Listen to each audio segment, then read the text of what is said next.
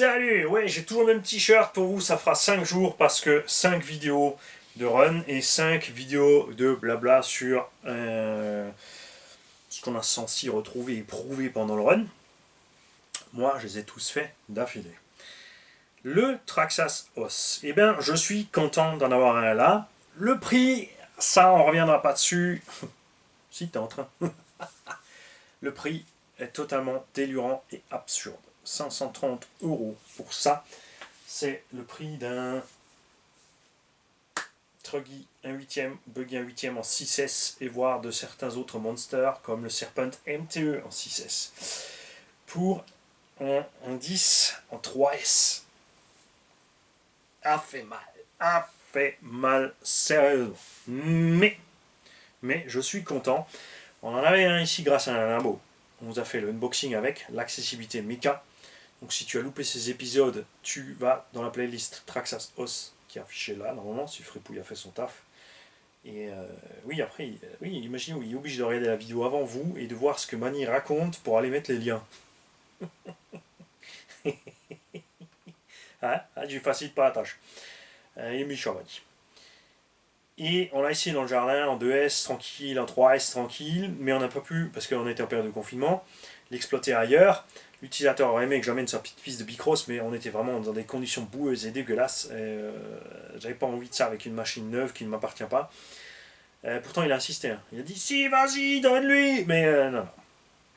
Là, à l'heure qu'il est, vous n'avez toujours pas vu non plus cette vidéo sur la piste de cross, parce que la piste de cross est. La nature a repris ses droits. Et donc, c'est pas praticable. Donc, on est allé dans un premier temps l'essayer dans la prairie. Sur le sable, les trucs glissants, évidemment, ça va bien. Et on l'a essayé parce que Jam Jam m'a dit ah, tu vas te retourner dans l'herbe, tu vas te retourner dans l'herbe, nanana, tu vas pas être content. Résultat, non, je ne suis pas retourné dans l'herbe. Donc c'est définitivement un problème de pilotage pour Jam Jam. Et surtout, je pense pas de pilotage, hein, parce que il est meilleur pilote que moi. Moi, je fais que conduire, en fait. De réglage de suspension. On est resté avec les amortos d'origine, super souple. Sauf que devant, Mani, il a triché. Il a mis de la 800 CST. On a, je dis pas de bêtises, la grosse de calage de suspect devant et la grosse derrière aussi. Les pneus étant durs, même dans l'herbe, ça glisse relativement bien. Faut pas oublier évidemment, c'est un engin qui est haut. Donc il faut impérativement freiner avant de tourner. Il faut freiner tout droit. Tu ne freines pas en virage. Tu n'amorces pas ton virage et tu freines. Je vais t'expliquer ça statiquement avant qu'on continue à parler du véhicule. Donc un engin comme ça qui a beaucoup de roulis, tu peux lutter contre le roulis avec des huiles de suspension un peu plus dures, avec évidemment des ressorts un peu plus durs. L'inconvénient, c'est que tu vas perdre l'habilité de passer tranquillement dans le tout-terrain. Et des barres stables. Mais des barres stables sur la MT, ouais. Tu peux le faire si tu roules. T'aimes les MT, tu roules souvent sur des surfaces plates et t'as pas envie toujours de lutter dans le virage. Tu mets tes barres stables parce que le kit de barres stables pour le Slash 4x4 existe et se monte évidemment là-dessus. Enfin, on va regarder ça de plus près s'ils ont bien prévu les ancrages sur le châssis. Parce que les barres à l'arrière s'ancrent sur la cellule, mais à l'avant c'est sur le châssis. Donc on va voir si c'est dedans et si c'est possible. Parce qu'on a quand même la boîte radio là qui a évolué le système, enfin le design du châssis, donc je ne vais pas te dire de bêtises, je ne vais pas te dire tu peux le mettre et après tu ne peux pas le mettre. Très bien. Ensuite, pneus d'origine aident aussi à ça parce qu'ils sont relativement lourds, la carcasse est dure et ça glisse relativement bien. Étonnamment, on a plus de grip que ce que je pensais sur les surfaces glissantes avec ces crampons. Je suis vraiment satisfait de ces pneus. C'est vrai que j'avais déjà roulé ici mais c'est pas pareil, quand tu es sur le circuit de confinement étroit, petit, t'as pas de place pour mettre gaz, t'arrives pas réellement vite dans les virages. Là, on y allait un peu plus fort, ça se passe super. Inconvénient de ce poids de ces pneus, ça va être sur les cardans. Les cardans, je pense pas qu'ils vont aimer vraiment longtemps. Et moi, j'ai vraiment envie de mettre, mais il faut que je m'achète des élargisseurs en Exa 12 pour pouvoir monter les pneus du Losi Tenacity MT qui sont plus de, 50 grammes quasiment par roue, moins lourd, donc ça fait encore 200 grammes de moins sur le véhicule, ce qui fait qu'on passera sous la barre des 3 kg total roulant. Donc on va économiser de la masse en rotation, ce qui va aider à l'accélération freinage, mais comme on sera plus léger, peut-être que justement on va se renverser plus vite. Alors, cette explication dynamique est très simple. On va te mettre le véhicule de 3/4, que tu comprennes bien. Tu roules, tu es sur les gaz, ton arrière est appuyé. Très important de laisser l'arrière souple, que le véhicule puisse squatter pour ne pas lever tout le temps. Hein. Donc, tu es comme ça, l'avant laisse pas trop au sol, l'arrière motrice bien. Au moment où tu lâches tes gaz, ton engin va remonter, il va se mettre en roue libre. C'est le pire moment pour tout véhicule. Hein. À l'échelle 1, c'est pareil. Quand tu es en roue libre, tu n'as aucun appui. Tu n'es ni en appui parce que tu n'accélères pas, tu grippes pas. Tu n'es ni en appui parce que tu ne freines pas, donc tu n'as pas d'appui sur le train avant de maîtrise du véhicule. Tu es en roue libre, tu amorces ton freinage en douceur. Le véhicule va se tasser un petit peu de l'avant, il prend du grip à l'avant. Là, tu amorces ton virage. Je n'ai pas dit tu tournes, tu amorces le virage. On va dire que c'est un virage à 90 degrés, tu ne fais pas comme ça. Parce que ton cul est levé, ton avant est en bas. Tu vois, tu vas forcer le cul à partir. Si tu freines à ce moment-là, de toute façon plus, le véhicule il va partir en carouette. Et si tu restes comme ça, c'est le train arrière qui va glisser. Donc tu amorces ton virage, tu lâches ton frein et tu réaccélères. Ce qui fait que le véhicule qui est comme ça, en appui, la patte arrière en train de se lever, va faire ceci. Il va se squatter derrière, il va prendre de l'appui arrière. Comme l'arrière est en train de glisser parce que tu l'as délesté, il va continuer cette glisse et tu vas prendre ton virage tranquille. Tout simplement. Tu peux le faire en douceur, tu peux le faire plus brutalement si tu veux précisément drifter dans le virage. Selon les surfaces, dans le sable, ça va aller tout seul, le coup du drift. Dans l'herbe, il faudra le provoquer et ça ne sera pas forcément possible dans l'herbe, mais au moins tu ne te casseras pas la figure, c'est sur la vidéo. Je l'ai provoqué, j'ai dû faire un gauche-droite brutalement pour aller le bazarder dans l'herbe. À voir sur différentes surfaces d'herbe, parce que c'est pas pareil dans un champ que sur un green de golf. Donc il faudra refaire ça sur le stade de foot, là où on a vraiment du grip. C'est là, je pense que le phénomène sera le plus marqué. Revenons-en au véhicule. Lâché à l'extérieur, 3S4000, on a fait un run de plus de 20 minutes. On a fait, il est au nettoyage, 12 minutes avec le Vortec avec 1000 mAh de plus. Mais le Vortec allait plus vite. Il y avait un moteur avec plus de kV. On a tiré fort tout le temps. On avait des roues plus petites. On a fait mouliner les roues. On les a fait charger. Donc évidemment, on a consommé plus que celui-là qui est plus souple à l'utilisation. Dû aux roues plus lourdes, il y a plus d'inertie de démarrage, plus d'inertie de freinage et le moteur 2400 kV qui a énormément de couple. Vous l'avez vu, j'ai essayé de l'expliquer dans la vidéo. On est vraiment jusqu'à mi-gaz, beaucoup plus souple que la gamme Arma. Après, par contre, effectivement, il a quand même la patate, mais pas la VMAX. Donc, sur le Vortec, si tu mets un pignon plus petit pour aligner la vitesse de ça, on fera évidemment aussi les 20 minutes et aussi avec beaucoup moins de chauffe. Parce que là, on n'a pas de radiateur moteur, contrairement au Vortec. On a un meilleur passage d'air, parce que la carreau est plus ouverte ici, il n'y a pas de protection qui ferme l'arrivée d'air. Tu vois, ici, tu n'as pas le machin qui ferme l'arrivée d'air. Mais, vous l'avez vu, après le run, on n'avait quand même pas plus de saleté à l'intérieur du os que dans le Vortec. Parce que la découpe de carrosserie et les roues, tout ça, on est bien pensé. Ça paraît comme ça, un couillon. Mais ça joue. Le fait que la roue braquée à fond, elle est à l'extérieur de la carreau ici, tu ne balances pas beaucoup de saleté à l'intérieur. Ça fonctionne. Dans le tunnel, j'y suis allé méchant avec celui-là. On a foiré un paquet de fois parce que les roues sont trop glissantes. Le véhicule, justement, comme j'ai dit, quand tu es en roue libre, il flottille. Tu vois, regarde. C'est un truc de débile, regarde ça. Et ça, il te le fait sur la route en roulant. C'est du MT, c'est normal. Donc on a beaucoup de jeux, on a tout qui se balade un peu. Le sauve-cerveau très très détendu provoque ça. Je pense que je vais durcir un peu le sauve-cerveau. Parce que là c'est vraiment extrême.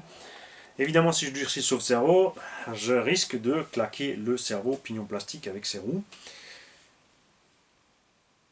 Probable que je mette de toute façon d'office direct un JX 20 kg dessus waterproof ou un DS3218, je verrai ça.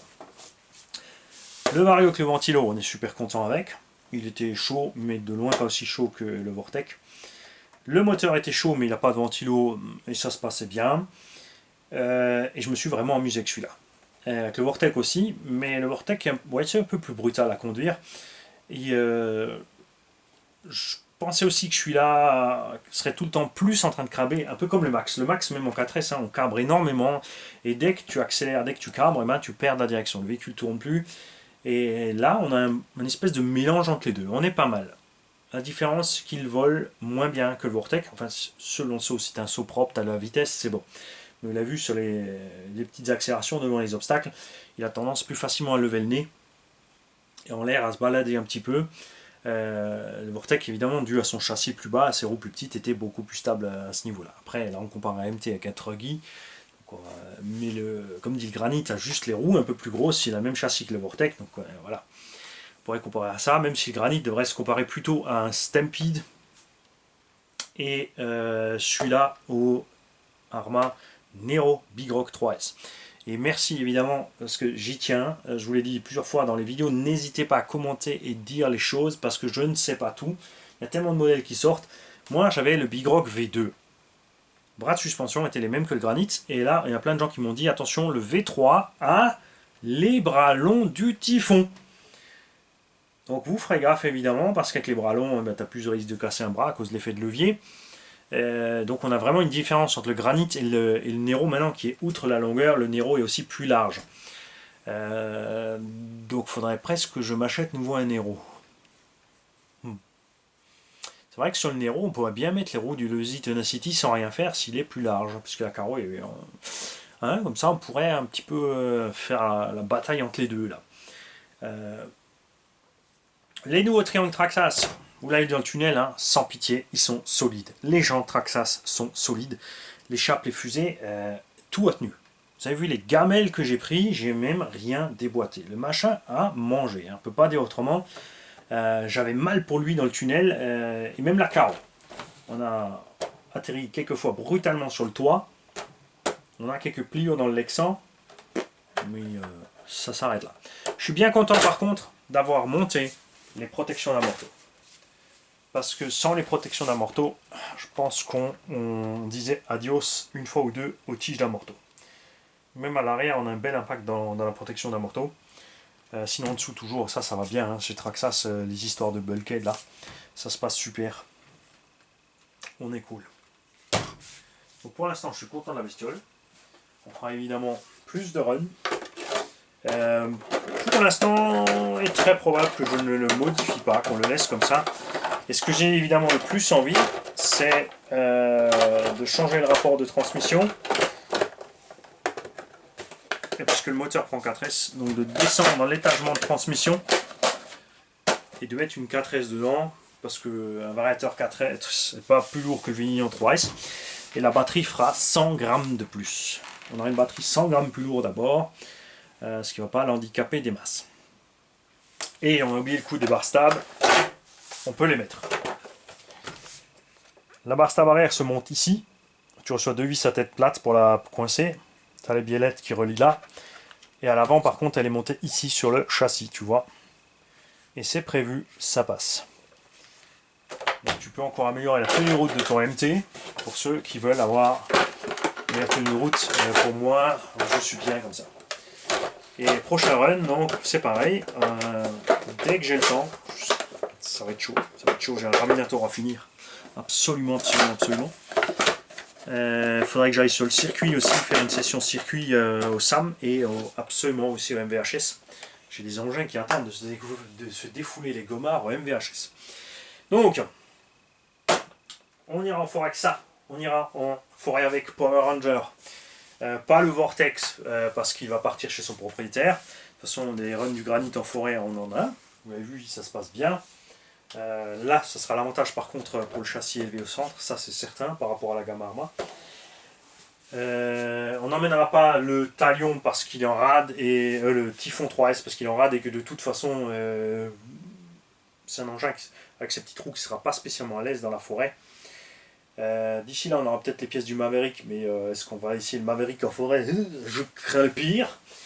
Le slash de remotrice, lui parce qu'il est élevé au centre, il devrait bien passer aussi. On va emmener le slash de remotrice et du coup on aura quand même moins d'engins avec, parce que ça nous en fera deux de moins pour continuer les petits essais. De toute façon, le Nomade, on sait qu'il passe, mais on va l'emmener, on va défouler à nous un peu, c'est les prochains temps, on va se défouler un peu les roues du Nomade. J'ai monté sur le Nomade les triangles avant du RC8T, premier du nom. RC8B par contre, pardon, premier du nom, qui ont les amortos ancrés sur les triangles, comme ça les amortos sont protégés. Ce que je trouve vraiment sympa. Et bon, le Max, c'est sûr qu'il y tient, ça sera peut-être le moment de l'emmener aussi. On verra ça. Ça, on reste un peu dans une gamme d'engins pas trop volumineux, trop violent à emmener. Et voilà.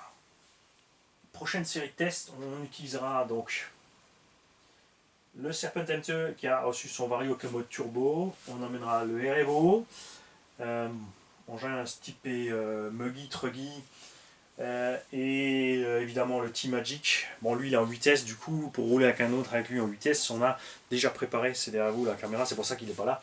Le Savage XL 8S est prêt aussi, et nous allons faire un essai du X-Max aussi 8S avec le moteur Castle à bord. Salut à tous.